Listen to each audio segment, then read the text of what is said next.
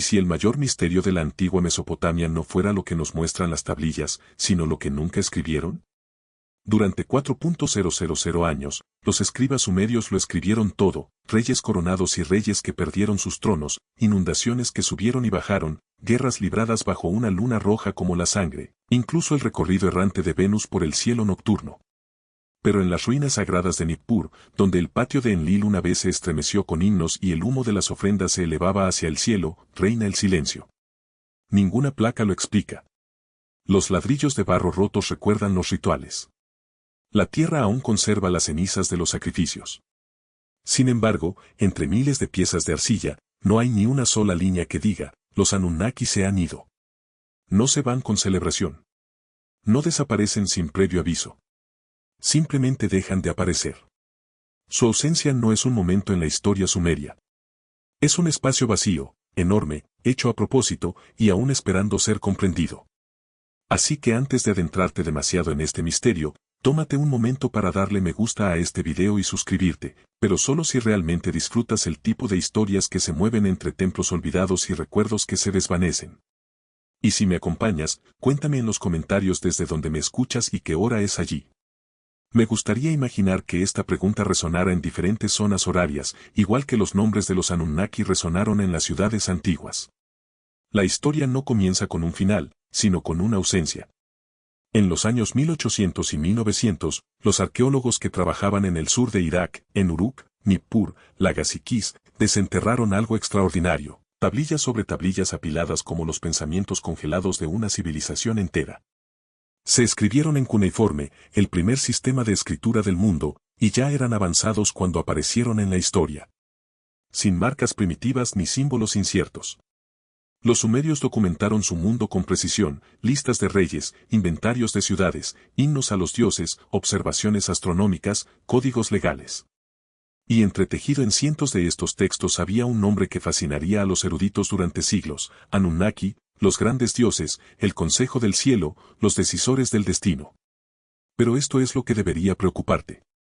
Al examinar tablilla tras tablilla en los archivos de museos, bajo una luz fría y tras un cristal protector, encontrarás a los Anunnaki por todas partes en el pensamiento mesopotámico temprano. Juzgan, bendicen, asignan destinos a reyes y ciudades.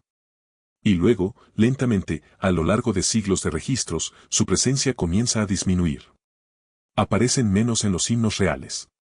Sus nombres desaparecen de los textos rituales. Los templos quedan en silencio. Sin embargo, en ninguna parte, ni en una sola inscripción sumeria, acadia, babilónica o asiria, hay ningún escriba que registre, hoy, los Anunnaki se elevaron a las estrellas y dejaron atrás la tierra. No hay despedida, no hay escena de partida cósmica, no hay decreto final. Los académicos han luchado durante mucho tiempo con este silencio. La historia prefiere finales claros, especialmente para seres que antaño dominaron la comprensión del cosmos de toda una cultura. Pero los Anunnaki complican esa expectativa. No desaparecen en un desastre. No suben a carros celestiales en el cielo nocturno.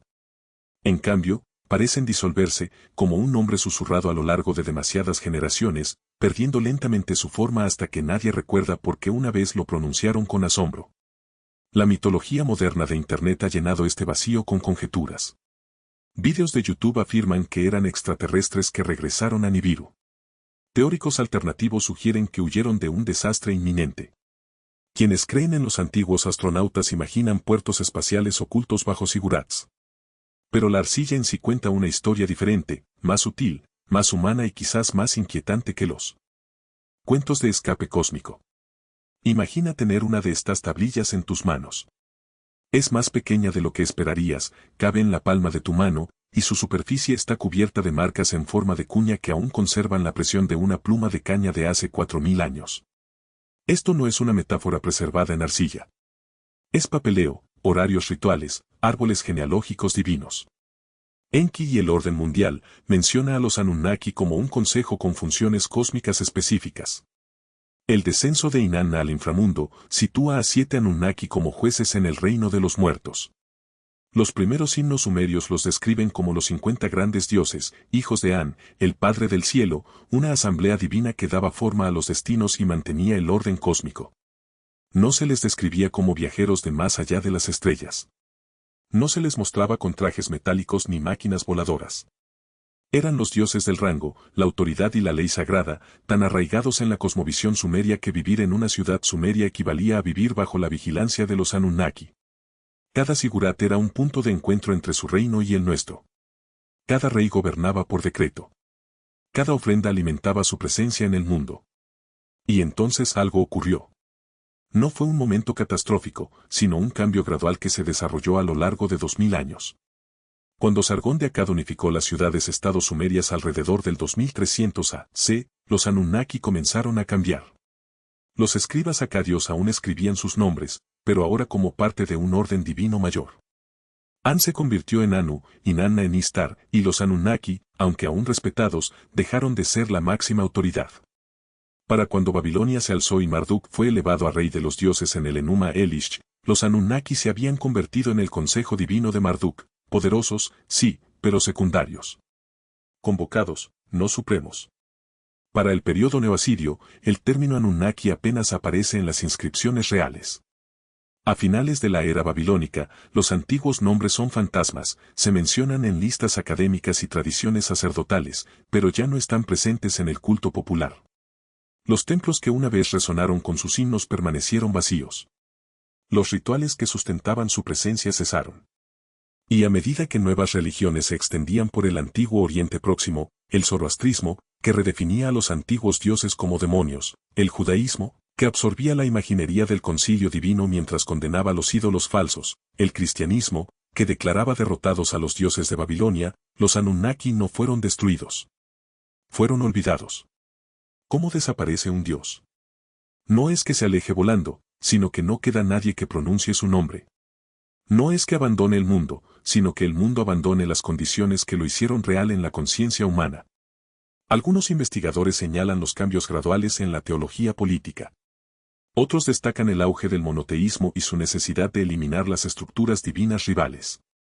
Algunos estudiosos incluso rastrean tenues ecos del culto Anunnaki que perdura hasta la época medieval, cultos lunares en Harán y lamentos rituales por Tamuz que persisten en comunidades aisladas. Pero la verdad sigue siendo cierta, en algún momento, el último sacerdote abandonó el último templo y nadie se dio cuenta de que el mundo había cambiado.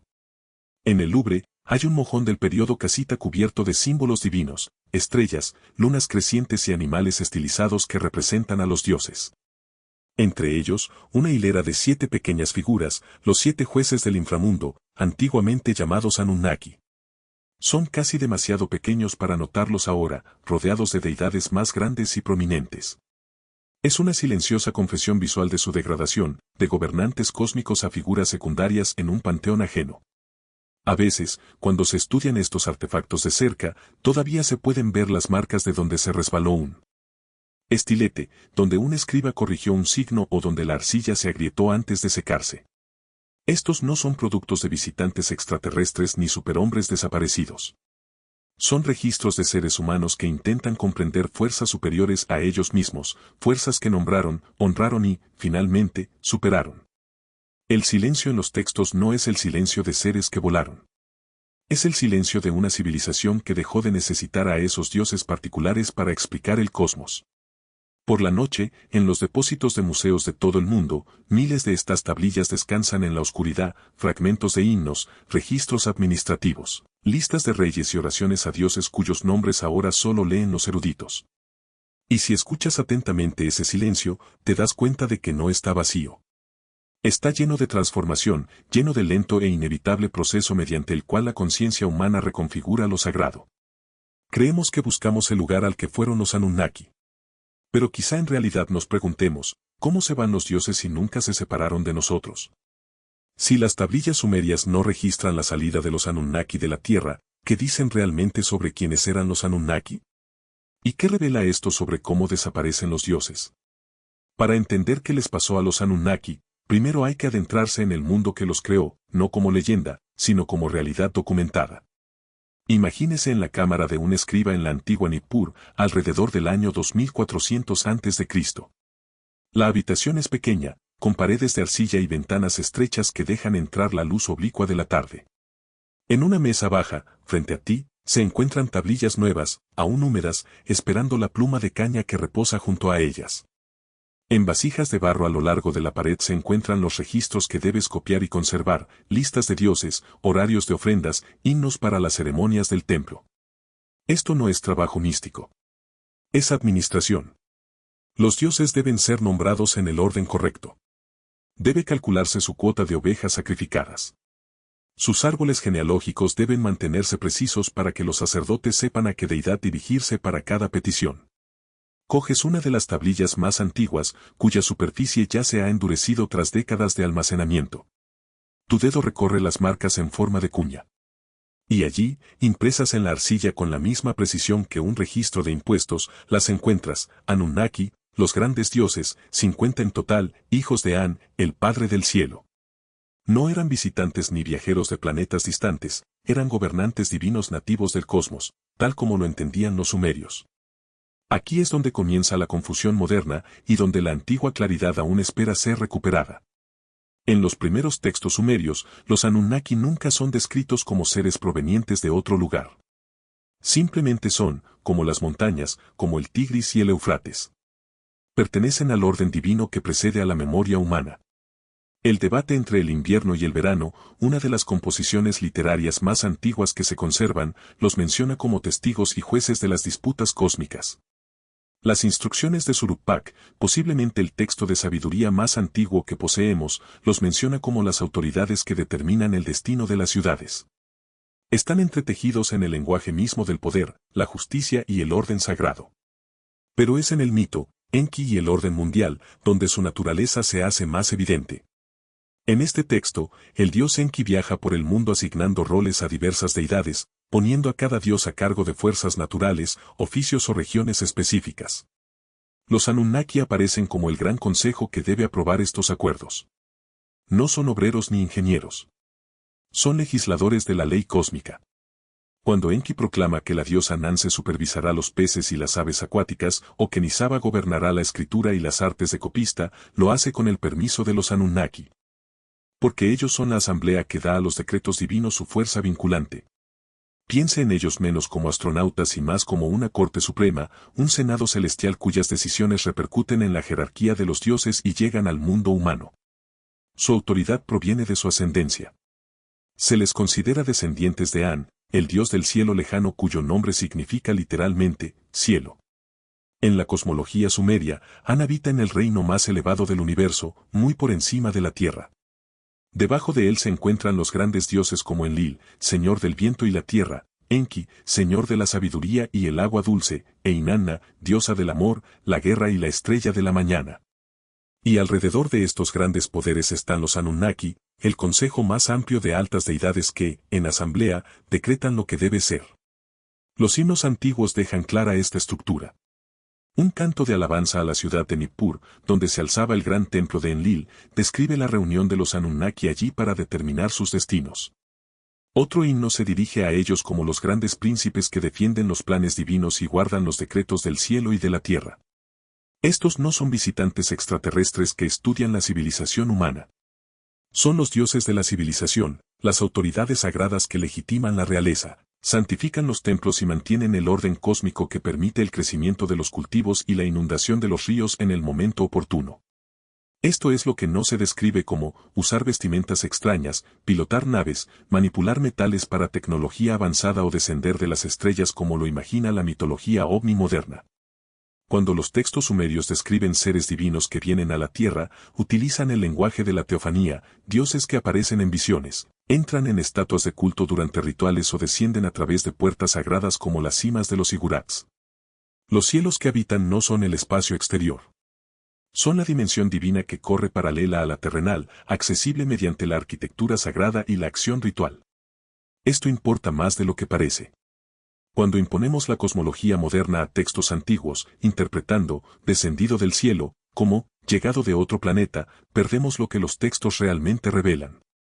Los sumerios no concebían el cielo como un espacio vacío lleno de soles distantes. Lo entendían como reinos estratificados, el cielo visible donde vuelan las aves, el reino superior donde se forman las tormentas y, más allá, la esfera divina donde moran los dioses. Decir que los Anunnaki eran del cielo significaba que pertenecían a ese orden sagrado, el reino inmutable de la ley divina que da estructura al caos de la existencia terrenal. Su conexión con las ciudades humanas era íntima, tangible y dependía por completo del mantenimiento ritual. Cada ciudad-estado sumeria tenía su deidad patrona, Enlil en Nippur, Inanna en Uruk, Enki en Eridu, Nanna en Ur.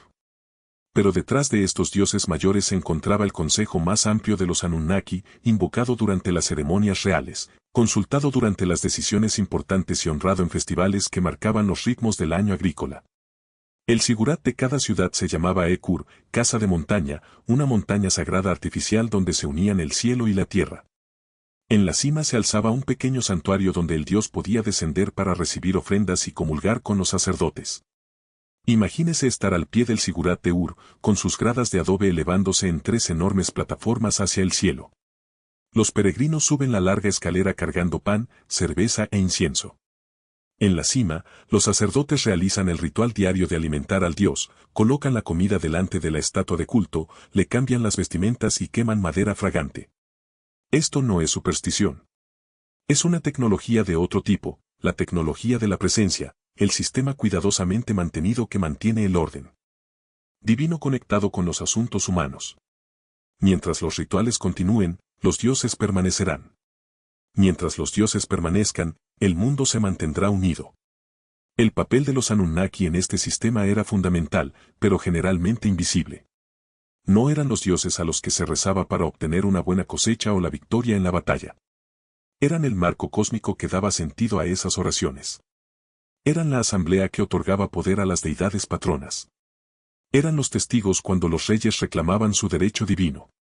En términos legales, eran la Corte Suprema de Apelaciones, la autoridad superior a todas las demás. Pero si lees con atención la colección de literatura sumeria temprana, empiezas a notar algo: los Anunnaki están en todas partes y en ninguna. Se les invoca constantemente, pero rara vez se les individualiza. Conocemos los nombres y las historias de Enlil, Inanna, Enki y docenas de otros dioses con gran detalle. Pero los Anunnaki, a pesar de su autoridad suprema, siguen siendo extrañamente colectivos, un consejo, una asamblea, un grupo que funciona como una sola fuerza.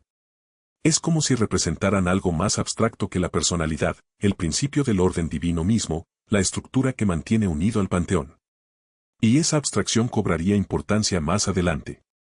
Porque cuando surgieron los imperios y el poder político cambió, cuando los nuevos reyes necesitaron reestructurar las jerarquías divinas para que coincidieran con sus ambiciones terrenales, la propia abstracción de los Anunnaki los hizo vulnerables. Los dioses con nombres, historias y templos podían contraatacar, por así decirlo. Sus sacerdotes podían resistir. Sus ciudades podían protestar. Pero un consejo, una autoridad colectiva sin un rostro único, podía ser reorganizado, degradado y reasignado discretamente.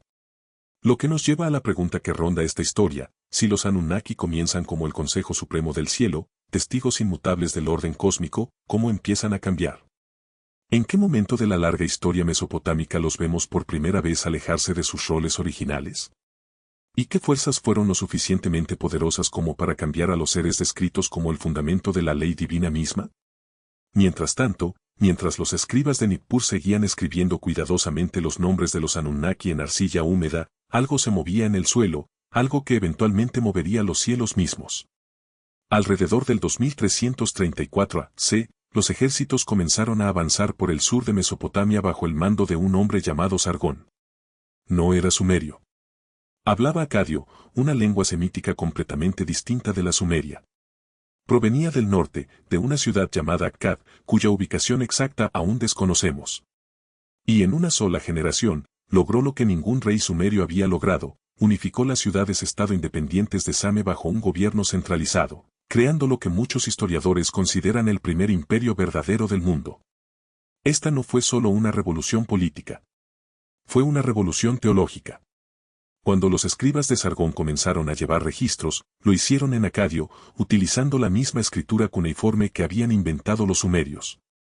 Adoptaron los sistemas administrativos y las tradiciones jurídicas sumerias y, fundamentalmente, sus dioses. Pero no se limitaron a copiarlos. Los tradujeron, los adaptaron y los reformularon para adecuarlos a una nueva identidad imperial. El dios del cielo An se convirtió en Anu. La diosa Inanna, feroz patrona de Uruk, se convirtió en Istar. Enki, el astuto dios del agua, pasó a llamarse Ea. Los nombres cambiaron, pero también algo más sutil. Las relaciones entre estos dioses comenzaron a cambiar para reflejar el nuevo orden político. Y los Anunnaki permanecieron, pero su papel comenzó a difuminarse.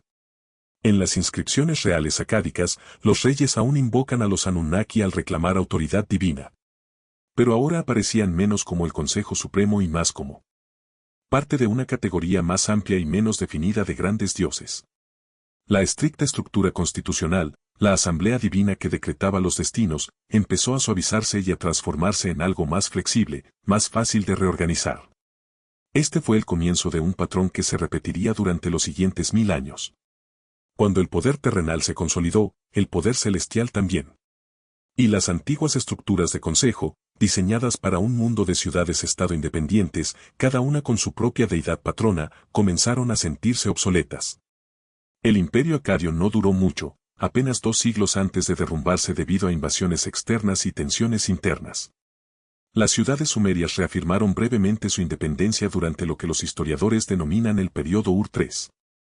Y por un tiempo, el antiguo orden pareció restaurarse. Se reconstruyeron templos. Florecieron los himnos a los dioses tradicionales. Los Anunnaki reaparecieron en su forma habitual, testigos de coronaciones reales y jueces de la ley divina. Pero el precedente ya estaba sentado. Los imperios eran ahora posibles. Y el siguiente transformaría el mundo divino de forma más drástica que la que Sargón jamás hizo. En 1792 a.C., un rey llamado Hammurabi ascendió al trono de Babilonia, en aquel entonces solo una de las muchas potencias mesopotámicas rivales. Mediante conquistas militares, maniobras diplomáticas y 43 años de expansión implacable, transformó Babilonia de una ciudad menor en la potencia dominante del sur de Mesopotamia. Y a medida que Babilonia crecía, también lo hacía su dios protector, Marduk. Antes de Hammurabi, Marduk era una deidad respetable, pero de segunda categoría. Era hijo de Ea, asociado con el agua, la vegetación y la justicia. Importante, pero lejos de ser la autoridad cósmica suprema. Después de Hammurabi, Marduk sería reimaginado como el rey de todos los dioses, el héroe que salvó la creación misma, la deidad cuya voluntad superó cualquier otro poder divino. Esto no se logró solo mediante la conquista. Requirió una obra maestra teológica, el Enuma Elish. A cuando en lo alto se le suele llamar la epopeya babilónica de la creación. Pero esa descripción no cumple su verdadera función. Es un documento político, una justificación de la supremacía de Marduk escrita en el lenguaje del mito. La historia es así: al principio, los dioses primordiales viven en aguas caóticas. Los dioses más jóvenes, incluyendo a Ea, se vuelven inquietos y ruidosos, perturbando a la generación anterior. Estalla una guerra cósmica. La antigua diosa Tiamat, encarnación del mar salado, crea monstruos para destruir a los dioses más jóvenes. El consejo divino entra en pánico. Ninguno de los dioses superiores tradicionales, ni Anu ni Enlil, puede derrotarla. Entonces Marduk da un paso al frente. Es joven, poderoso, brillante. Ofrece luchar contra Tiamat con una condición: si gana, se convierte en el gobernante supremo de los dioses. La asamblea acuerda. Marduk mata a Tiamat, divide su cuerpo por la mitad para crear el cielo y la tierra, organiza el cosmos y establece el orden del universo. Los demás dioses construyen Babilonia como su ciudad sagrada y su templo, Esagila, como el centro del mundo.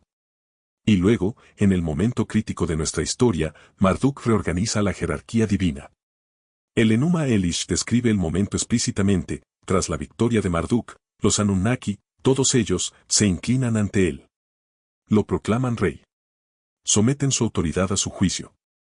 Anu, el antiguo padre del cielo, transfiere formalmente su poder a Marduk, diciendo: desde este día en adelante, tu mando será supremo. Y a los 50 grandes dioses que antaño formaban el Consejo Supremo se les asignan nuevas funciones. Construirán el templo de Marduk. Servirán en su corte. Harán cumplir sus decretos. Lee con atención y verás lo que ha sucedido. Los Anunnaki no han sido eliminados, eso sería demasiado radical, demasiado disruptivo para siglos de tradición religiosa. En cambio, han sido subordinados. Donde antes eran la asamblea divina, ahora forman parte de una asamblea divina que Marduk controla. Donde antes decretaban destinos colectivamente, ahora reciben sus destinos de Marduk individualmente. El orden constitucional ha sido reemplazado por la monarquía. Esta reestructuración teológica reflejaba lo que Hammurabi hacía políticamente, consolidar numerosos poderes independientes bajo una única autoridad suprema. Así como decenas de ciudades-estado respondían ahora a Babilonia, decenas de deidades respondían ahora a Marduk. Y los Anunnaki, que una vez fueron el marco del gobierno divino, se convirtieron en la burocracia al servicio de un emperador divino. El cambio se aprecia en cómo se les hace referencia en textos posteriores. En las oraciones del antiguo babilonio se encuentran frases como, Marduk reunió a los Anunnaki, o, ordenó a los Anunnaki que lo atendieran. Siguen siendo poderosos, todavía se les llama grandes dioses, pero la gramática ha cambiado. Ahora son objetos de verbos, no sujetos. Se actúa sobre ellos en lugar de actuar. En los himnos a Marduk del período casita, siglos después, los Anunnaki aparecen como sus asistentes, los testigos divinos que afirman sus juicios, más que los jueces mismos. Es una degradación sutil, fácil de pasar por alto si no se lee con atención. Los nombres siguen ahí. El respeto sigue ahí. Pero la función ha cambiado radicalmente. Imaginemos una Corte Suprema que aún existe, pero que ya no tiene la facultad de gobernar con independencia. Solo puede aprobar decisiones tomadas por una autoridad superior. La institución sobrevive, pero su esencia se ha visto vaciada. Y este patrón continuó a lo largo de la historia mesopotámica.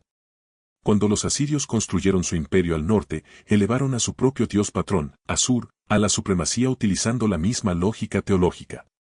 Asur absorbió muchos de los atributos de Marduk, y los Anunnaki pasaron a formar parte de su corte divina.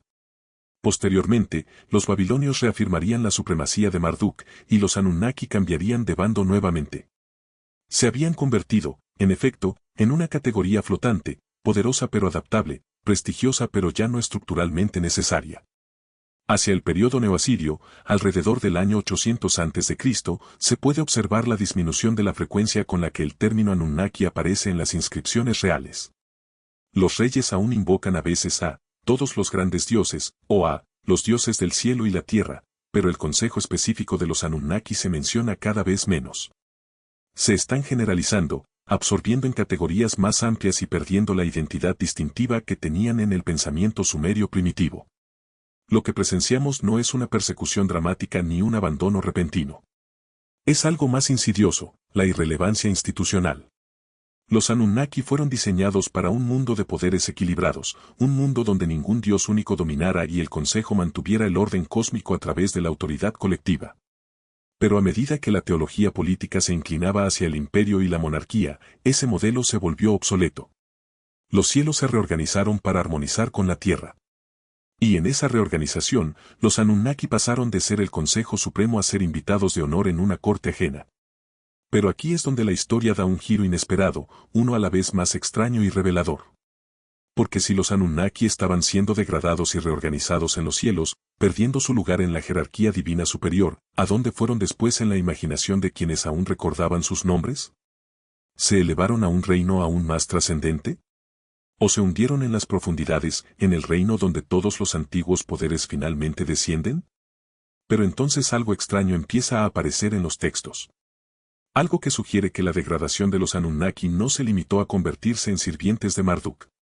En los mitos compuestos durante y después del período babilónico antiguo, los Anunnaki comienzan a aparecer en lugares inesperados, no en templos ni en la asamblea del cielo donde se decretan los destinos. En cambio, aparecen en el Kur, el inframundo sumerio, el reino oscuro bajo la tierra donde los muertos moran en la sombra. Y no están de visita. Parecen pertenecer allí ahora, instalados como autoridades permanentes sobre la tierra sin retorno. El retrato más vívido de esta transformación aparece en uno de los mitos más antiguos y más inquietantes de Mesopotamia, el descenso de Inanna. Imagina que la historia se desarrolla como un sueño del que no puedes despertar. Inanna, la diosa del amor y la guerra, reina del cielo, decide descender al inframundo para asistir a un funeral, o quizás para expandir sus dominios, o para visitar a su hermana, Ereshkigal, quien gobierna el reino oscuro de abajo. El mito nunca explica su verdadero motivo, y esa incertidumbre lo hace aún más inquietante. Ella simplemente va, ataviada con sus 7 vestimentas divinas, con su corona, su vara real y su cordel de medir, todos símbolos de su autoridad cósmica. El inframundo tiene 7 puertas. En cada una, un guardián la detiene y le exige que se quite una pieza de su poder divino. En la primera, su corona. En la segunda, sus aretes. En la tercera, su collar. Una a una, las capas de su identidad son despojadas hasta que llega a la puerta final, desnuda e impotente, ya no es la reina del cielo, sino simplemente un ser que pasa al reino de la muerte. Y allí, en el centro del inframundo, se enfrenta al juicio, no solo de su hermana, sino de 7 jueces divinos que se sientan en asamblea solemne. El texto los nombra explícitamente, los 7 Anunnaki del inframundo. Fijan sus ojos en ella, los ojos de la muerte. Pronuncian su juicio contra ella. E Inanna, quien una vez decretó el destino de los mortales, es abatida, asesinada y colgada de un gancho en la pared como un trozo de carne dejada a la podredumbre. Estos no son los Anunnaki de los primeros himnos sumerios, el gran concilio que estuvo junto a Enlil en Nippur, que decretó los destinos de reyes y ciudades. Estos son jueces de los muertos, guardianes del reino final, autoridades cuyo poder opera en la oscuridad, no en la luz. Su ubicación ha cambiado, y con ella, todo su significado simbólico. El cambio aparece en múltiples textos desde el segundo milenio a.C. En la literatura sumeria más antigua, cuando se menciona a los Anunnaki en relación con el inframundo, suele ser de forma periférica, una alusión a que algunos de ellos supervisan la justicia para los muertos o mantienen el orden cósmico incluso en el reino inferior. Pero con el paso del tiempo, esa conexión se vuelve fundamental. Los Anunnaki no solo aparecen ocasionalmente en el inframundo, sino que se les asocia principalmente con él.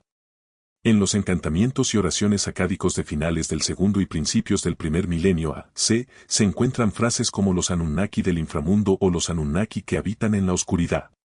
Cuando los escribas enumeran jueces divinos, ubican a los Anunnaki específicamente en el Kur, la tierra mesopotámica de los muertos.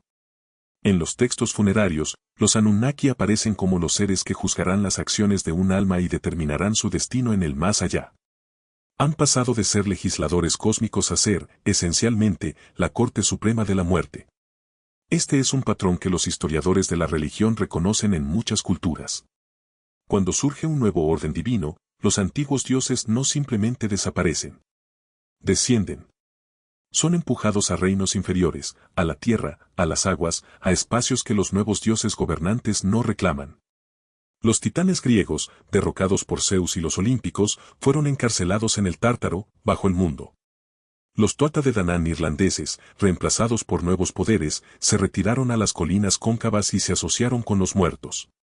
Los antiguos dioses de la Europa precristiana se convirtieron en demonios. En la cosmología cristiana, arrojados al infierno. En Mesopotamia, el mecanismo era más sutil, pero el patrón se mantiene. Con el ascenso de Marduk, y los imperios posteriores elevaron a sus deidades patronas, los Anunnaki se hundieron, no de forma violenta ni explícita, sino capa a capa, texto a texto. Su dominio principal se desplazó del brillante reino celestial al oscuro reino subterráneo. A los dioses que antes asignaban roles a otros dioses, ahora se les asignaba el rol de presidir los finales. Sin embargo, hay una extraña dignidad en esta degradación si la miramos desde cierto ángulo. En el pensamiento mesopotámico, el inframundo no era el infierno. No era un lugar de tormento eterno, al menos no como lo imaginarían las religiones posteriores. Era simplemente el lugar al que van todos los mortales, una vasta y sombría llanura donde los muertos existen en un estado disminuido, comiendo polvo y arcilla, morando en la oscuridad. Alguien tenía que gobernar ese reino. Alguien tenía que mantener el orden entre los muertos infinitos, juzgar a los recién llegados, asegurar que la estructura cósmica se mantuviera incluso en la Tierra sin retorno. Quizás asignarles este rol a los Anunnaki fue una forma de honrarlos, incluso al mismo tiempo que los desplazaba. Eran demasiado poderosos, demasiado antiguos, demasiado fundamentales para simplemente eliminarlos. De este modo, se les concedió el dominio sobre el único reino que los nuevos dioses supremos no querían supervisar personalmente, el reino de los finales, la memoria y el pasado agotado. Los Anunnaki que una vez presenciaron el comienzo del orden cósmico ahora presenciaron su conclusión en cada vida humana. O tal vez fue un exilio disfrazado de honor, una manera de alejarlos del gobierno cósmico activo manteniendo al mismo tiempo la apariencia de respeto. Después de todo, los jueces del inframundo tienen poder, pero es un poder reactivo. Juzgan lo que les sucede. No decretan nuevos destinos, no moldean el mundo superior, no influyen en los vivos excepto por temor a un juicio final. Los han neutralizado políticamente, les han dado un cargo permanente que suena importante pero que no ejerce ninguna influencia sobre el mundo que más importa a los vivos. Los textos por sí mismos no nos dicen qué interpretación es correcta, y esa incertidumbre podría ser el punto. Los textos religiosos son escritos por sacerdotes y escribas que sirven al orden político vigente. Se cuidan de no deshonrar explícitamente a los antiguos dioses, ya que ello podría enfurecer a los tradicionalistas. Además, el verdadero poder reside en la reorganización silenciosa, no en la confrontación dramática. Así, a los Anunnaki se les da el inframundo como si fuera un ascenso, y si es honor o exilio depende de quien lea el texto y que esté dispuesto a ver. Lo innegable es el peso simbólico de la transformación. Los Anunnaki comenzaron como dioses del cielo y la tierra, la Asamblea Suprema, testigos de la creación y el orden. Ahora se les asocia principalmente con la muerte, la oscuridad y el pasado. Han pasado del reino del devenir al reino del fin. Del lugar donde se coronan nuevos reyes al lugar donde todos los reyes finalmente llegan, despojados de sus coronas. En el descenso de Inanna, hay un momento después del juicio en el que el cadáver de Inanna cuelga en el inframundo durante 3 días y 3 noches. El mundo exterior comienza a morir. Las plantas se marchitan. Los animales dejan de aparearse. Nada crece. Solo cuando es rescatada por una astuta intervención y se le permite regresar, la vida se reanuda. La historia sugiere algo profundo: el inframundo debe liberar lo que retiene, o el mundo superior no puede continuar. El pasado debe ceder ante el presente en ocasiones. Pero los Anunnaki, a diferencia de Inanna, nunca son rescatados. Permanecen en la oscuridad, juzgando la interminable procesión de muertos. La pregunta que los textos dejan flotando en esa oscuridad es si eligieron quedarse o se vieron obligados a quedarse. Si su descenso fue una transformación o un encarcelamiento. Y eso plantea otra pregunta, una que nos lleva más allá del mito, a la historia. Si los Anunnaki se hundieron en el inframundo en la imaginación mesopotámica, ¿qué fuerzas en la tierra, presiones históricas, cambios políticos, revoluciones religiosas, los empujaron allí? Mientras tanto, más allá del Tigris y el Éufrates, se estaban reuniendo nuevas fuerzas religiosas que resultarían mucho más destructivas para los Anunnaki que cualquier reorganización imperial. Alrededor del siglo VI a.C., surgió en las tierras altas iraníes un profeta que predicaba una visión radicalmente diferente de la realidad divina. Su nombre era Zaratustra, más tarde conocido como Zoroastro. Y su mensaje reestructuró toda la lógica de cómo podían existir los dioses. No había un consejo de deidades, ni una jerarquía de poderes mayores y menores, sino un dualismo cósmico, un dios supremo de la verdad y la luz, Ahura Mazda, enfrascado en una lucha eterna con Angra Mainyu, el espíritu del caos y el engaño. Todo lo demás, todos los espíritus tradicionales, los dioses regionales y los poderes divinos que la gente había adorado durante milenios, tenía que elegir un bando o quedar expuesto como falso. Y aquí es donde los antiguos dioses comenzaron a enfrentarse a algo más peligroso que la degradación, el borrado teológico. En las escrituras zoroástricas, los dioses tradicionales de la meseta iraní y de Mesopotamia fueron redefinidos como daevas, espíritus engañosos que afirmaban falsamente un estatus divino. No eran rivales honorables.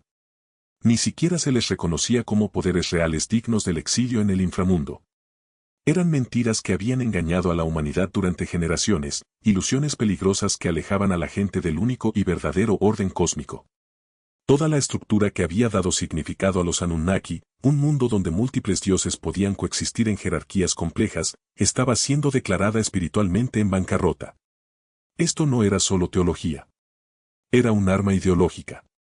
A medida que Persia ascendía y dominaba Mesopotamia bajo el reinado de Ciro el Grande en el 539 a.C., el pensamiento zoroástrico empezó a influir en la comprensión de la divinidad por parte de las clases cultas. Los antiguos dioses no se estaban reorganizando. Se les estaba borrando por completo de la categoría de seres divinos legítimos. Pero algo aún más trascendental estaba ocurriendo al oeste, como consecuencia de otra conquista. En el año 586 a.C., el rey babilónico Nabucodonosor II destruyó Jerusalén, quemó el templo de Salomón y deportó a la élite judía a Babilonia en lo que la historia recuerda como el exilio babilónico.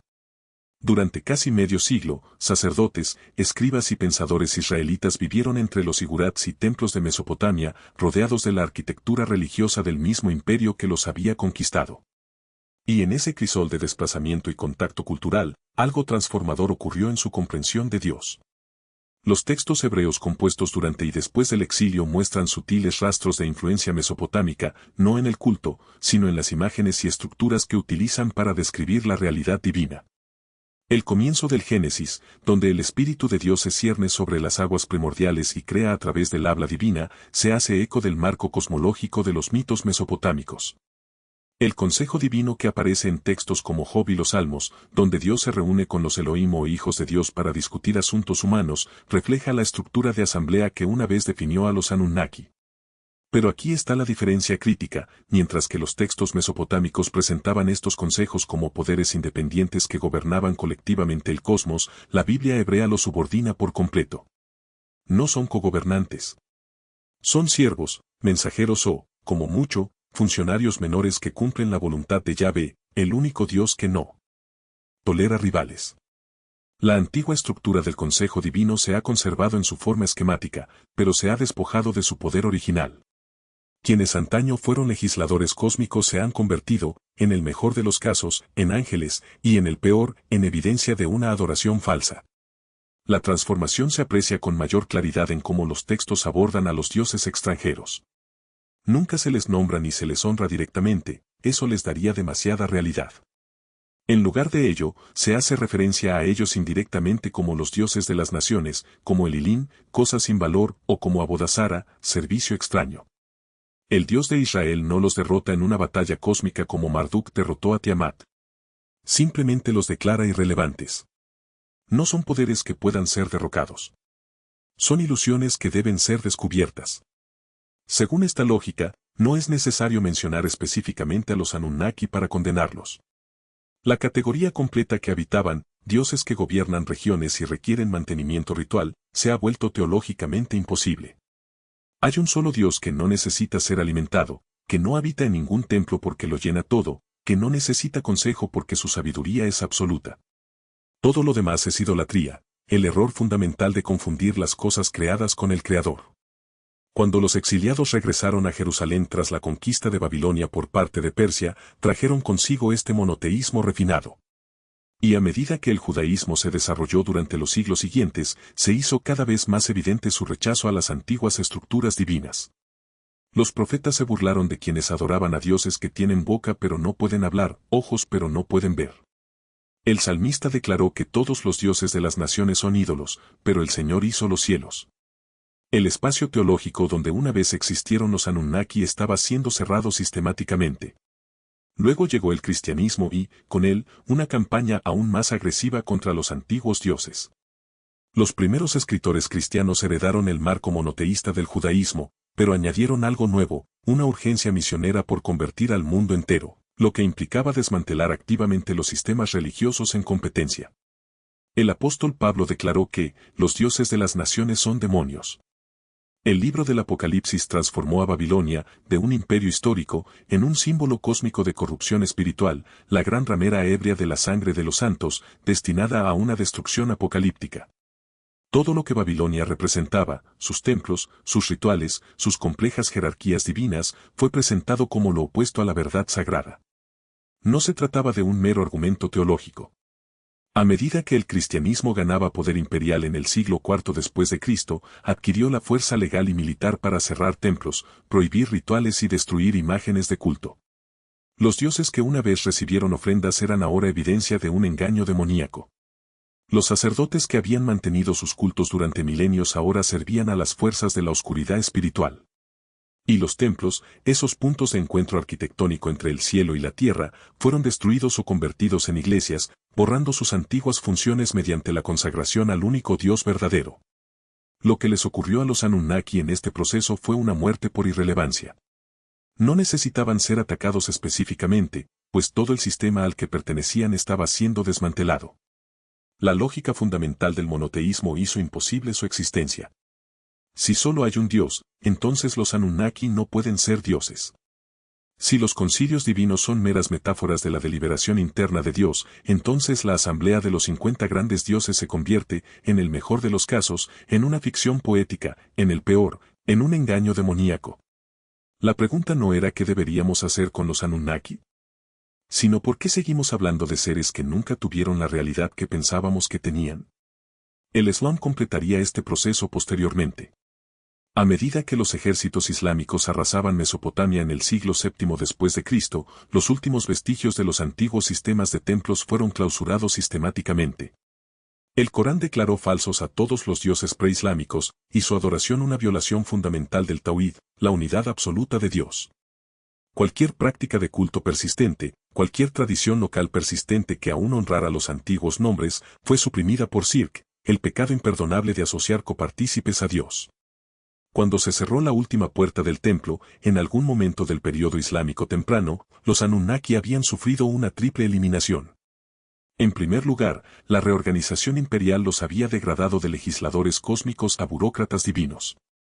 En segundo lugar, la degradación teológica los había empujado del cielo al inframundo.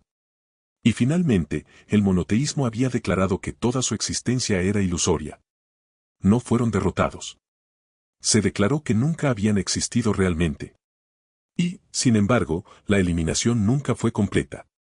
Porque la memoria religiosa es obstinada y la geografía sagrada no olvida fácilmente.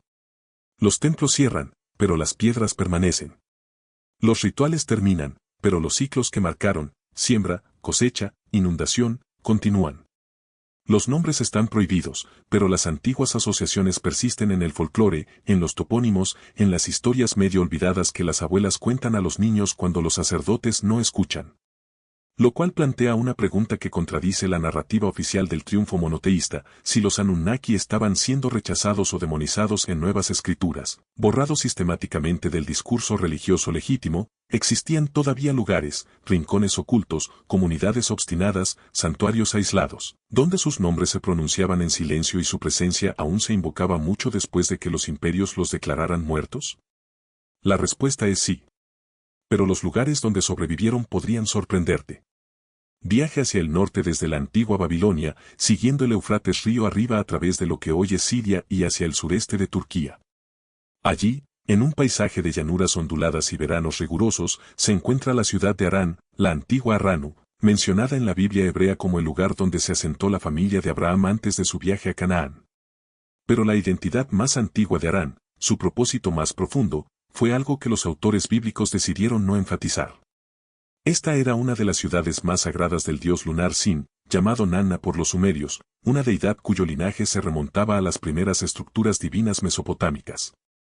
Y, sorprendentemente, el culto al pecado continuó en Harán no solo décadas o siglos después de la caída de Babilonia, sino durante más de 1000 años, hasta bien entrado el período islámico medieval. Cuando los geógrafos e historiadores árabes comenzaron a documentar la región en los siglos 8 y 9 después de Cristo, encontraron algo inesperado en Harran, una comunidad a la que llamaron los sabeos. Un pueblo que todavía mantenía templos, todavía observaba rituales astronómicos, todavía practicaba formas de culto que parecían ecos de una antigüedad lejana. El historiador Al-Masudi, escribiendo en el siglo X, describió sus templos adornados con símbolos planetarios y sus sacerdotes vestidos con túnicas distintivas, realizando rituales vinculados a los movimientos de los cuerpos celestes. El filósofo Al-Biruni destacó sus elaborados sistemas de oración dirigidos a los 7 planetas clásicos, sus textos sagrados escritos en siríaco y su preservación del antiguo conocimiento astronómico. Los sabeos de Harrán ocupaban una posición jurídica peculiar en el mundo islámico. El Corán otorgaba estatus de protección a la gente del libro, judíos, cristianos y un misterioso grupo llamado sabeos. Aunque los eruditos debaten a quién se refería originalmente el Corán con ese término, los paganos de Harran aprovecharon esta incertidumbre, se identificaron como los sabeos mencionados en las escrituras y así aseguraron una tolerancia precaria en un imperio por lo demás monoteísta. Eran, en efecto, los últimos practicantes oficialmente sancionados del culto a las estrellas en Mesopotamia, que se ocultaban a plena vista al reivindicar el nombre de una categoría coránica que nadie podía definir con precisión. Sus rituales conservaban fragmentos de algo mucho más antiguo de lo que quizá conocían. La veneración de Sin, el dios de la luna, se remontaba directamente a la ciudad sumeria de Ur, donde se alzaba el gran sigurat de Nanna 3.000 años antes. El enfoque astronómico, oraciones alineadas con los movimientos planetarios, festivales que conmemoraban eventos celestiales, era un eco de la ciencia sagrada que los sacerdotes mesopotámicos habían perfeccionado milenios antes. Y aunque los sabeos probablemente no usaban el término Anunnaki en sus liturgias, mantenían un sistema religioso estructurado en torno a los mismos supuestos cosmológicos, que los poderes divinos operaban a través de cuerpos celestes, que el ritual apropiado mantenía el orden cósmico, que el universo estaba gobernado por leyes sagradas que requerían la participación humana. Pero Harran no fue el único lugar donde persistieron los viejos patrones. Dispersos por el antiguo corazón de Mesopotamia, arraigados en las prácticas de las comunidades rurales e integrados en las costumbres populares, sobrevivieron otros fragmentos. Los lamentos rituales por Tamuz, el dios moribundo de la vegetación, conocido en sumerio como Dumuzi, continuaron mucho más tiempo de lo que sugiere la historia religiosa oficial. Tamuz era una figura compleja en el antiguo panteón, amante de Inanna, rey pastor que murió y descendió al inframundo, cuya muerte y resurrección anual simbolizaba el ciclo agrícola. Su mitología era antigua incluso para los estándares babilónicos, con raíces que se remontan a las primeras ciudades sumerias. El profeta hebreo Ezequiel, escribiendo en el siglo VI a.C., expresó su indignación al encontrar mujeres israelitas llorando por Tamuz en la puerta norte del templo de Jerusalén. Esto no se suponía que ocurriera. Jerusalén era el centro del culto yavista. Sin embargo, allí estaban las mujeres judías participando en rituales para un dios mesopotámico. El detalle revela algo importante: la práctica religiosa popular era mucho más sincrética de lo que admitían los textos oficiales. La gente aún conmemoraba las estaciones con lamentos de Tamuz porque esos rituales las conectaban con los ciclos de siembra y cosecha de maneras que trascendían las fronteras teológicas. Y esto continuó. Jerónimo, padre de la Iglesia del siglo IV, se quejó de que los campesinos de Levante aún observaban los rituales de Tamuz en su época, 800 años después de la queja de Ezequiel. Fuentes árabes medievales mencionan comunidades en Irak y Siria que realizaban ritos de duelo estacional en el caluroso mes de julio, al que llamaban Tammuz en su calendario. Las mujeres se reunían, cantaban lamentos y lloraban por el dios moribundo, tal como lo habían hecho sus antepasados durante 3000 años. El contenido pudo haber sido cristianizado o islamizado superficialmente, el duelo redirigido hacia figuras religiosas aceptables, pero la estructura, el ritmo y el patrón emocional permanecieron arraigados en el antiguo ciclo de Dumuzi. No se trataba de cultos organizados con templos y sacerdocios. Eran fragmentos de memoria, ecos culturales, costumbres mal entendidas que se mantenían porque así lo habían enseñado las abuelas a sus hijas, generación tras generación. La teología había desaparecido, pero el gesto ritual sobrevivió, de la misma manera que podríamos tocar madera o arrojar sal sobre nuestros hombros sin recordar a los dioses que esas acciones alguna vez invocaron. Pero ni siquiera estos tenues ecos podían perdurar eternamente. La presión era implacable: obispos cristianos condenando los vestigios paganos, autoridades islámicas imponiendo la práctica ortodoxa, la constante acumulación de siglos que gradualmente desgastó todo lo que no se protegía activamente. En Harran, la comunidad sabea sufrió oleadas de persecución cada vez que las autoridades decidían que su pretensión de ser pueblo del libro era fraudulenta. Su templo fue destruido y reconstruido, destruido de nuevo y convertido en mezquita. Para el siglo XI, su número había disminuido. Para el siglo XIII, las últimas referencias inequívocas a su culto astronómico desaparecieron del registro. En algún lugar, no sabemos exactamente cuándo, en qué año, en qué década, alguien realizó el último ritual a Sin. Un sacerdote, o quizás simplemente un hombre mayor que recordaba cómo lo había hecho su padre, se paró frente a un altar y pronunció oraciones que se remontan a los asirios, babilonios y acadios hasta los sumerios de Ur. No sabía que era el último. No hubo ceremonia que marcara el fin, ningún reconocimiento de que una cadena de adoración que se remontaba a 3 milenios estaba a punto de romperse. Él simplemente realizó el ritual y luego, días o meses o años después, murió, y nadie lo llevó a cabo. En otro lugar, tal vez en un pueblo de Siria o Irak, una anciana enseñó a su nieta el lamento por Tamuz, el canto de duelo por el dios moribundo del verano. Pero la nieta, convertida a una práctica islámica más estricta o casada con una familia que despreciaba las viejas costumbres, nunca lo transmitió. La última actuación ocurrió en la oscuridad, sin testimonio de ningún historiador ni conservación en ningún texto. Así es como mueren los dioses en la realidad. No en batallas cósmicas ni revelaciones apocalípticas, sino en un silencioso abandono, un ritual olvidado a la vez. Los templos que antaño albergaban el culto Anunnaki corrieron la misma suerte. El gran Sigurat de Ur, donde Sin-Anna había recibido ofrendas durante siglos, se derrumbó gradualmente a medida que el Éufrates desviaba su curso y la ciudad fue abandonada. El templo de Enlil en Nippur, centro de la teología Anunnaki, fue desmantelado sistemáticamente para obtener sus ladrillos por constructores posteriores que necesitaban material de construcción y solo vieron ruinas, no arquitectura sagrada. El Esagila de Babilonia, el templo de Marduk, permaneció en pie hasta el período seleucida antes de derrumbarse definitivamente en la tierra.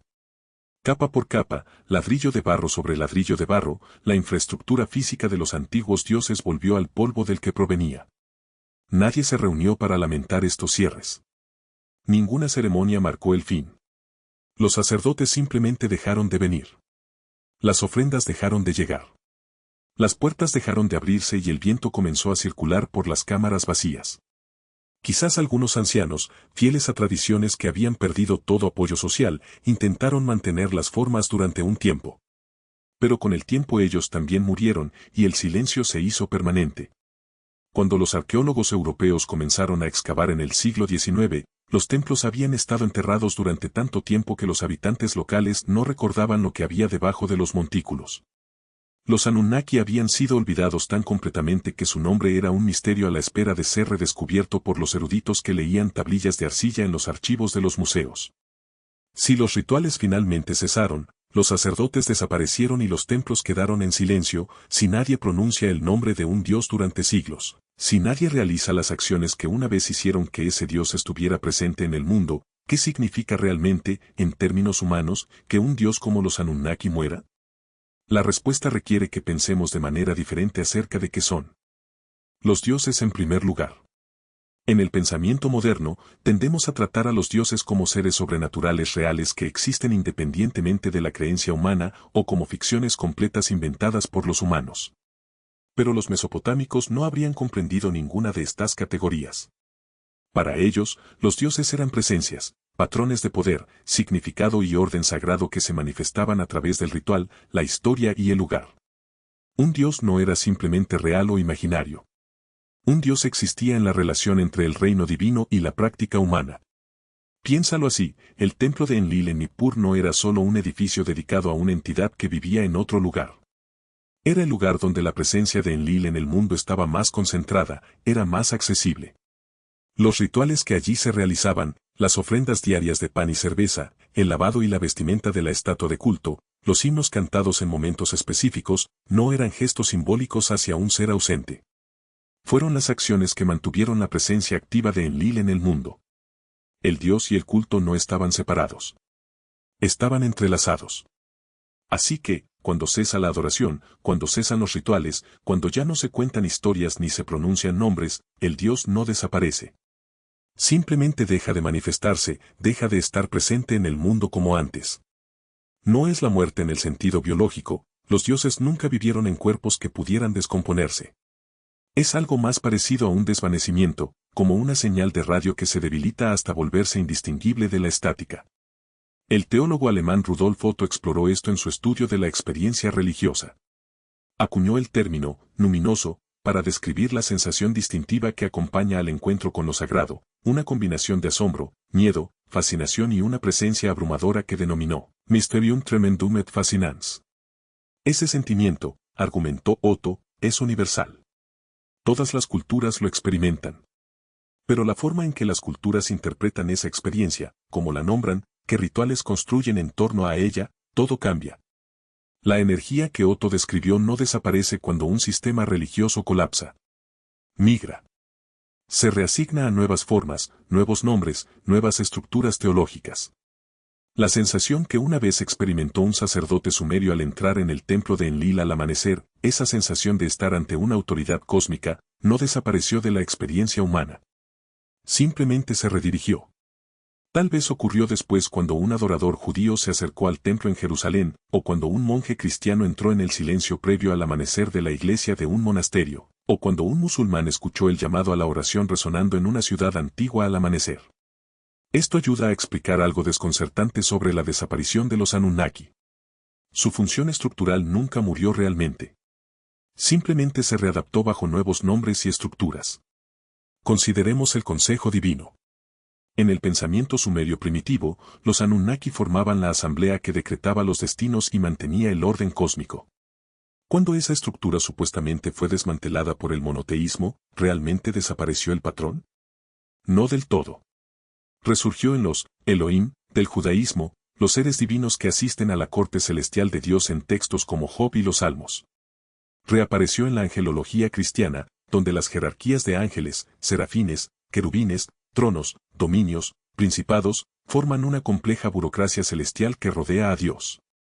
Surgió nuevamente en la tradición islámica, con filas de ángeles desempeñando funciones cósmicas específicas bajo la autoridad absoluta de Alá. El patrón persistió porque satisfacía una necesidad psicológica. Los humanos comprendemos el poder mediante la jerarquía, la autoridad mediante los consejos, el orden cósmico mediante la delegación de responsabilidades. Necesitamos que el universo sea organizado, gobernado y mantenido por fuerzas superiores a nosotros. Cuando los Anunnaki ya no pudieron cumplir esa función, cuando sus nombres e historias específicos dejaron de estar disponibles culturalmente, la necesidad misma migró a nuevas formas. Los 50 grandes dioses se convirtieron en 70 naciones con sus ángeles asignados, se convirtieron en 9 coros de ángeles, se convirtieron en los 99 nombres de Dios, cada uno cumpliendo un papel psicológico similar, hacer comprensible lo infinito dándole estructura.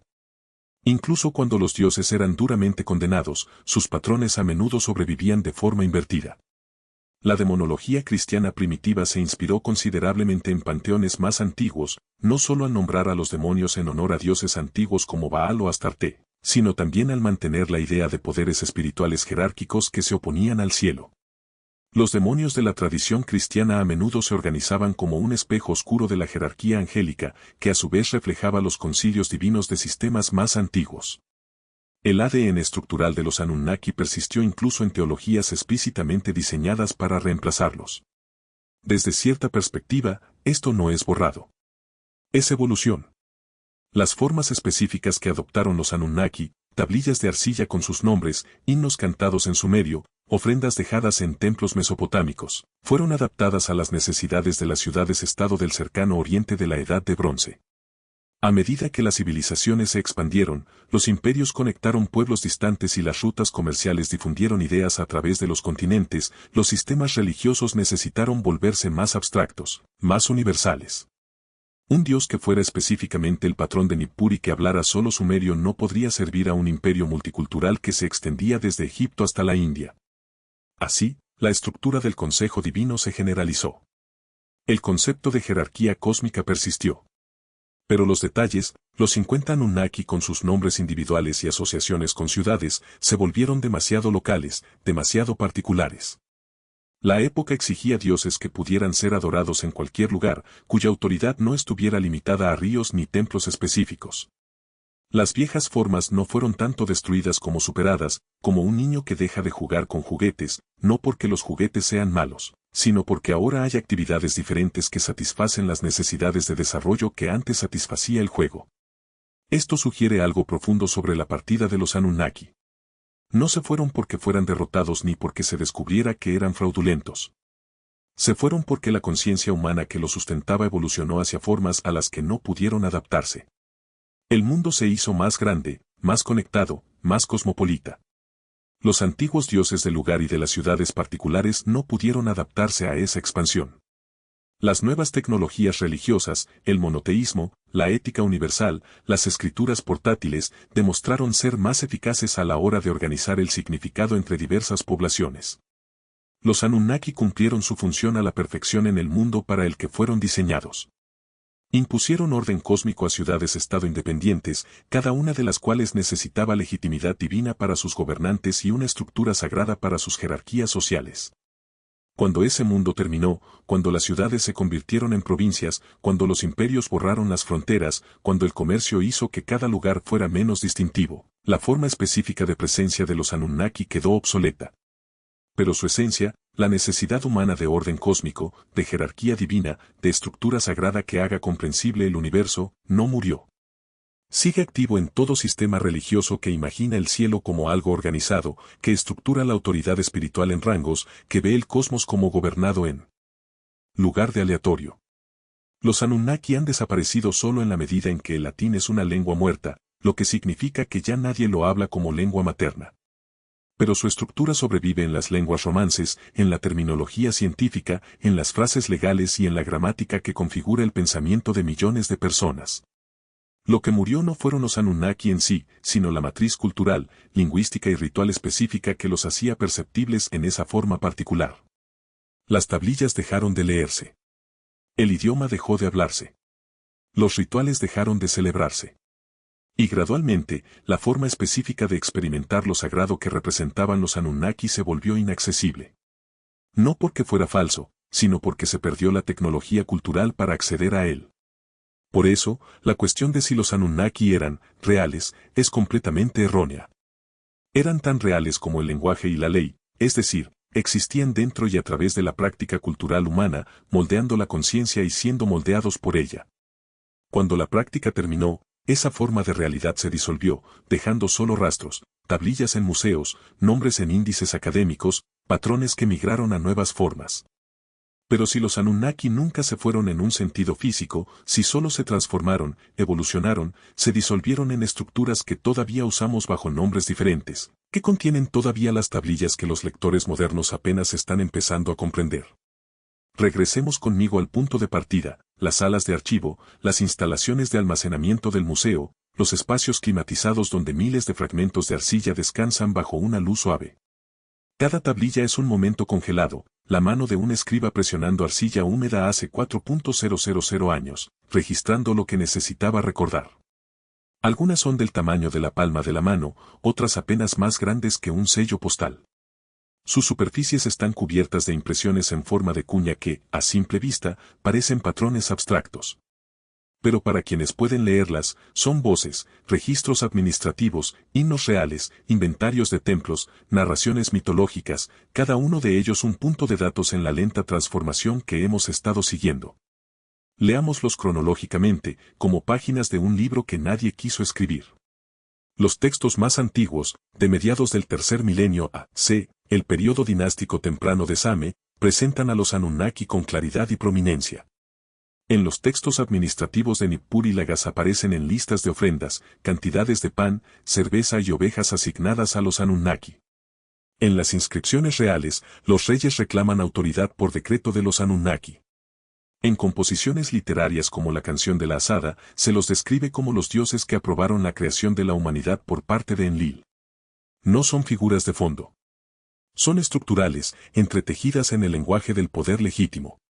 Una tablilla de Suruppak, que data de alrededor del año 2600 a.C., enumera a los Anunnaki entre los testigos cuando se toman decisiones divinas importantes. Otro de Hirsu registra un juramento hecho por An y los Anunnaki, invocándolos como los últimos garantes de la verdad. En estos textos tempranos, se les da una importancia evidente, sin necesidad de explicación. Los escribas dan por sentado que su público sabe quiénes son los Anunnaki y por qué sus nombres tienen tanta importancia. Si avanzamos hasta el periodo acadio, finales del tercer milenio a.C., el panorama comienza a cambiar. Los Anunnaki todavía aparecen, pero ahora a menudo en traducciones acádicas donde los originales sumerios decían algo ligeramente diferente. Todavía se les invoca en inscripciones reales, todavía se les menciona en textos mitológicos, pero el énfasis ha cambiado. Un himno a Istar de este periodo menciona su autoridad sobre todos los grandes dioses, incluyendo a los Anunnaki en esa categoría más amplia. La especificidad comienza a difuminarse. Los antiguos textos babilónicos, de principios del segundo milenio a.C., muestran que la transformación se está acelerando. Aquí encontramos a los Anunnaki en el descenso de Inanna, sentados como jueces en el inframundo en lugar de decretar destinos en el cielo. En la epopeya de Gilgamesh, se los menciona brevemente como los dioses que decretaron que Enkidu debía morir, una decisión tomada por el Consejo, pero que parece mecánica, procedimental, carente del peso cósmico de los textos anteriores. Están presentes, pero disminuidos. Siguen siendo estructuralmente necesarios, pero ya no son el centro de la autoridad divina. Hacia los periodos casita y babilónico medio, mediados y finales del segundo milenio a.C., las menciones explícitas de los Anunnaki se vuelven más raras. Se encuentran en textos académicos, en listas de nombres divinos compiladas por escribas que preservan la tradición. Se encuentran en comentarios religiosos que explican mitos antiguos. Pero en las inscripciones reales contemporáneas, en las oraciones compuestas para el uso actual, el término aparece con menos frecuencia. Los reyes invocan a todos los grandes dioses, o enumeran deidades principales específicas, Marduk, Istar, Chamas, pero los Anunnaki, como colectivo con nombre, están desapareciendo del vocabulario religioso activo. En los textos neoasirios y neobabilónicos, primer milenio A.C., las referencias se vuelven fragmentarias. Un erudito que copia un himno antiguo los incluye porque eso es lo que decía el original, pero las composiciones contemporáneas los omiten cada vez más. Los dioses que importan ahora son las deidades patronas de los imperios, Asur para Asiria, Marduk para Babilonia. La antigua estructura del consejo se conserva lingüísticamente, pero es funcionalmente irrelevante. Ahora bien, esto es lo sorprendente de este archivo de 4.000 años, en ningún lugar de estos textos, ni en los más antiguos, ni en los periodos intermedios, ni en los fragmentos más recientes, hay ningún escriba que registre algo que se parezca a un anuncio de partida. No hay ninguna tablilla que diga, en este año, los Anunnaki celebraron su último concilio y ascendieron a los cielos para no regresar. No existe ninguna crónica real que mencione que los dioses se retiraron de sus templos. No existe ningún lamento sacerdotal que describa el momento en que la presencia divina se apartó. El silencio es total. Y ese silencio es en sí mismo la respuesta a nuestra pregunta.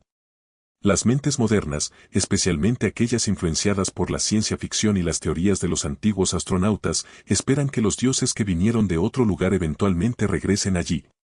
Imaginamos escenas de despedida, naves espaciales ascendiendo, portales cerrándose, seres divinos diciendo adiós mientras se retiran a dimensiones superiores. Leemos textos antiguos buscando ese momento de salida. Y cuando no lo encontramos, asumimos que debió estar oculto, codificado o perdido. Pero las tablillas revelan algo más mundano y más profundo. Los Anunnaki no se fueron porque nunca fueron el tipo de seres capaces de partir. No eran viajeros. Eran la estructura misma, la forma en que la civilización mesopotámica organizó su comprensión de la autoridad cósmica. Y lo que documentan las tablas no es su partida, sino su transformación, la lenta reorganización de esa estructura a lo largo de siglos de cambio político y teológico.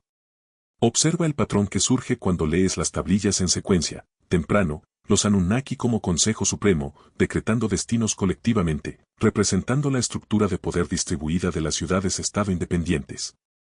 Medio, los Anunnaki se subordinaron a dioses imperiales en ascenso como Marduk, lo que refleja la consolidación del poder político en los imperios.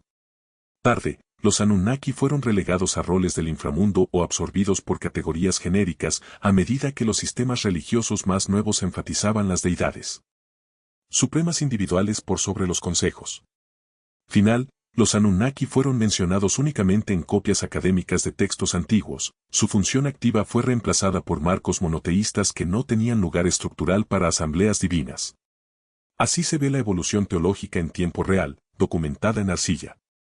No se trata de un acontecimiento dramático, sino de una deriva gradual, nombres menos utilizados, roles reasignados, importancia disminuida, hasta que finalmente el término sobrevive solo como un artefacto de la historia lingüística. Las tablillas no registran la salida de los Anunnaki de la Tierra porque eso no fue lo que sucedió. Lo que sucedió fue que la civilización mesopotámica evolucionó más allá de las estructuras religiosas que hicieron que los Anunnaki fueran significativos. Las ciudades-estado se convirtieron en imperios. Los dioses locales se convirtieron en dioses universales. Los sistemas politeístas fueron desafiados y finalmente reemplazados por monoteístas. Y en esa transformación, los Anunnaki, como innumerables otras figuras divinas, fueron reorganizados, reasignados y finalmente quedaron obsoletos. Aquí está la síntesis, la arqueología nos muestra templos abandonados no por catástrofe, sino por paulatino abandono. La evidencia textual nos muestra que el uso activo de los nombres ha desaparecido a lo largo de los siglos. La historia religiosa nos muestra nuevos sistemas que absorben y redefinen estructuras antiguas. La psicología nos muestra cómo la presencia sagrada migra cuando el ritual cesa. Toda la evidencia apunta a la misma conclusión, los Anunnaki cambiaron con nosotros, no independientes de nosotros. Nunca se separaron de la civilización que los concibió. Cuando esa civilización evolucionó, cuando nuevos imperios trajeron nuevas estructuras políticas, cuando nuevas religiones ofrecieron nuevas formas de entender lo sagrado, los Anunnaki también evolucionaron. Desde legisladores cósmicos hasta burócratas divinos, jueces del inframundo y nombres medio recordados en textos antiguos, cada transformación siguió exactamente los cambios en la organización política y religiosa humana. Las tablillas revelan esto, si las lees no por lo que confirman las teorías modernas, sino por lo que realmente dicen, que la historia de los Anunnaki es la historia de cómo los humanos organizan el poder, la autoridad y el significado a través de estructuras divinas. Cuando esas estructuras ya no cumplen su propósito, no se derrumban violentamente. Se desvanecen gradualmente, se reutilizan o se abandonan a medida que la conciencia encuentra nuevas formas. Si esto es lo que las tablillas revelan silenciosamente, que la partida de los Anunnaki fue en realidad nuestra evolución, que su ausencia es en realidad nuestra transformación, entonces ¿qué significa eso para nosotros? Actualmente, en archivos de museos y ruinas del desierto, todavía se pregunta sobre dioses que desaparecieron hace miles de años. Estás de nuevo entre las ruinas. No son los archivos del museo con su temperatura controlada y cristales protectores, sino el verdadero lugar donde todo empezó, Nippur, o lo que queda de ella, en el sur de Irak, donde el viento arrastra arena sobre los ladrillos de barro rotos. Cae la tarde, acercándose al anochecer. El Sigurat de Enlil, antaño la estructura más sagrada de Same, el lugar donde los Anunnaki se reunían para decretar el destino de los reyes, es ahora solo un enorme montículo de tierra erosionada con antiguos muros apenas visibles bajo siglos de polvo acumulado. Las sombras se alargan. El calor del día finalmente cesa. Y al caminar por lo que una vez fue el patio sagrado, el mismo viento que corría sobre estas piedras cuando los sacerdotes realizaban los rituales del amanecer hace 4000 años las recorre ahora, indiferente al colapso de todo lo que una vez hizo de este lugar el centro del mundo. Pero algo ha cambiado desde que llegaste por primera vez a estas ruinas y preguntaste a dónde fueron los Anunnaki. Ahora lo entiendes. No se fueron a ninguna parte. Se transformaron, capa por capa, a través de mecanismos que hemos rastreado a lo largo de 9 capítulos de evidencia, reorganización política, degradación teológica, reemplazo religioso, abandono ritual, evolución cultural y, finalmente, el simple desvanecimiento que ocurre cuando nadie pronuncia más un nombre. Los Anunnaki nunca fueron visitantes que pudieran empacar e irse. Eran la forma en que toda una civilización estructuraba su relación con la autoridad cósmica, con el orden sagrado, con las fuerzas que hacían que los ríos crecieran previsiblemente, que los reyes gobernaran legítimamente y que las ciudades prosperaran bajo la protección divina. Fueron la respuesta que la antigua Mesopotamia dio a las preguntas humanas fundamentales: ¿quién gobierna el cosmos? ¿Qué legitima el poder? ¿Cómo conectamos lo eterno con lo temporal, lo divino con lo terrenal? Y cuando esas preguntas necesitaron respuestas diferentes, cuando las ciudades-estado se convirtieron en imperios, cuando los dioses locales necesitaron volverse universales, cuando el politeísmo dio paso al monoteísmo, los Anunnaki no resistieron ni huyeron. Simplemente se disolvieron en nuevas formas. Su ADN estructural se conservó incluso cuando su identidad específica se desvaneció. El Consejo Divino se convirtió en la jerarquía angelical. Los legisladores cósmicos se convirtieron en burócratas celestiales. Los testigos del destino se convirtieron en los juzgados, en lugar de los jueces. Los nombres cambiaron. La historia se transformó. Y con el tiempo, incluso el recuerdo se desvaneció, hasta que solo quedaron tablillas de arcilla esperando en la oscuridad a que alguien recordara cómo leerlas. Esta es la verdadera revelación que ofrecen las tablillas sumerias. No una historia oculta de antiguos astronautas, sino algo más profundo y humano, el patrón de cómo creamos dioses para satisfacer nuestras necesidades, los coronamos con autoridad suprema y luego los degradamos lentamente cuando surgen nuevas necesidades. Remodelamos lo sagrado para que coincida con nuestra conciencia en evolución. Y lo hacemos tan gradualmente que rara vez notamos la transformación. Los Anunnaki se fueron cuando el mundo de Same terminó. Cuando murió la última persona que sabía leer sumerio. Cuando cerró el último templo. Cuando cesaron los rituales que mantenían su presencia. Pero el instinto sagrado que los creó nunca cesó. Simplemente encontró nuevas formas, nuevos nombres, nuevas estructuras. Cada época construye su propia arquitectura divina, su propia manera de organizar el misterio que Otto llamaba lo luminoso. La forma específica que adoptaron los Anunnaki, 50 grandes dioses reunidos, decretando destinos desde un sigurat en Nippur, se adaptó perfectamente a la Mesopotamia de la Edad del Bronce. Cuando ese mundo terminó, la forma terminó con él. Lo que nos lleva ahora, a este momento, a por qué todavía nos preguntamos por los Anunnaki miles de años después de que sus nombres dejaron de ser pronunciados en las oraciones. Nuestra obsesión moderna con los extraterrestres antiguos y las civilizaciones perdidas no tiene que ver realmente con la historia. Es mitología revestida de ciencia ficción, nuevas historias que contamos sobre viejos misterios, nuevas maneras de hacer que el pasado lejano parezca más dramático, más relevante, más conectado con nuestro presente tecnológico. Cuando imaginamos a los Anunnaki como extraterrestres, estamos haciendo exactamente lo que hicieron los babilonios cuando los reimaginaron como sirvientes de Marduk. Estamos remodelando viejos dioses para adaptarlos a nuestra visión del mundo actual. Los babilonios necesitaban una jerarquía imperial, así que subordinaron a los Anunnaki. Nos fascinan los viajes espaciales y la tecnología avanzada, así que los convertimos en antiguos astronautas. De una manera extraña, esto significa que los Anunnaki todavía están vivos, no como los seres que los sumerios adoraban, sino como símbolos que continuamos remodelando según nuestras necesidades. Cada video de YouTube que afirma que eran extraterrestres, cada documental que especula sobre su tecnología, cada teoría sobre su regreso, estos son los rituales modernos, la forma contemporánea de mantener sus nombres en circulación. Hemos reemplazado las ofrendas del templo con atención a través de Internet, los himnos con episodios de podcast, las tablillas de arcilla con archivos digitales. La forma ha cambiado por completo, pero el impulso permanece. Seguimos intentando comprender a estos seres ancestrales, intentando encajarlos en marcos que nos ayuden a comprender nuestro lugar en el cosmos. Tal vez cada época crea su propia versión de los Anunnaki, sus propios poderes misteriosos que parecen operar más allá de la comprensión humana normal. Los sumerios los convirtieron en legisladores divinos. Los babilonios en sirvientes imperiales. Los zoroastrianos y los cristianos los convirtieron en demonios o dioses falsos. Y nosotros los hemos convertido en extraterrestres, visitantes del más allá que poseían un conocimiento que apenas ahora estamos empezando a redescubrir. Cada interpretación revela más sobre los intérpretes que sobre los interpretados. Párate aquí en las ruinas mientras la última luz se desvanece y casi podrás sentir el peso de ese patrón, el interminable ciclo humano de alcanzar lo sagrado, dándole forma, nombre y ritual, y luego viendo cómo esas formas cambian o se desvanecen lentamente a medida que la conciencia evoluciona.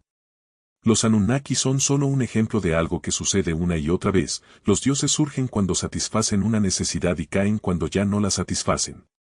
No porque fueran falsos, sino porque el mundo humano que los sustentaba se transformó en algo nuevo. Las tablillas se encuentran ahora en museos, tras un cristal, bajo una luz de conservación.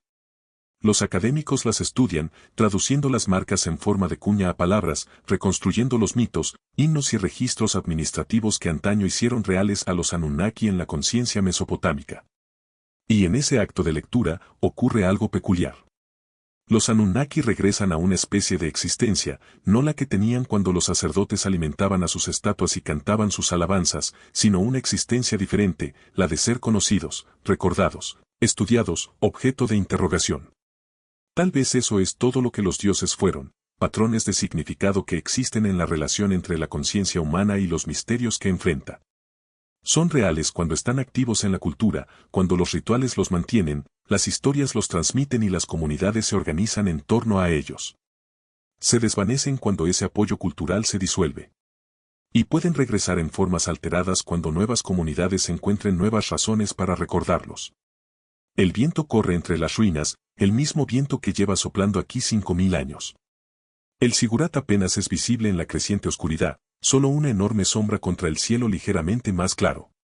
En algún lugar bajo tus pies hay tablillas aún sin excavar, aún esperando en la tierra, aún conteniendo marcas presionadas allí por manos que querían preservar algo contra el poder borrador del tiempo.